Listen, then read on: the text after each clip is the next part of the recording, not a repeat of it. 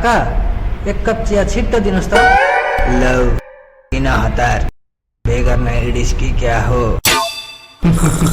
काका राजुको बिहे त भइसकेको होइन र?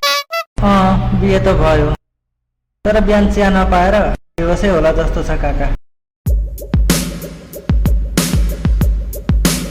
हेर न, भाइरल भएको छ मेरो टिकटकमा 10,000 भ्यू आएको छ।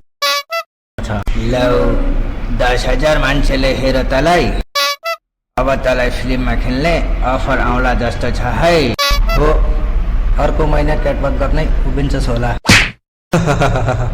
काका उसलाई अब चिया फ्रीमा दिनुपर्छ, सेलिब्रिटी भएपछि। हुन्छ, म त चिया फ्रीमा दिइहाल्छु, तर उसले प्रमोसन गरिदिनु पर्छ, नेपालको नम्बर 1 चिया पसल भनेर। काका मलाई दुध धेरै हालेको चिया दिनुहोस् है। लौ तँलाई दुध धेरै हालेको, तर चिनी चाहिँ कति हालिदिनु?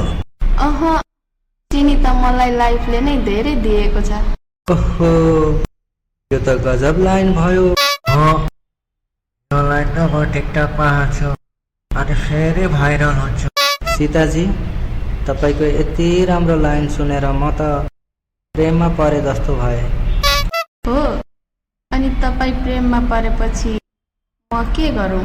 चियाको पैसा तिर्दिनु? जो टिकटकमा भाइरल भएको छ सबैको पैसा उसैले तिर्छ है।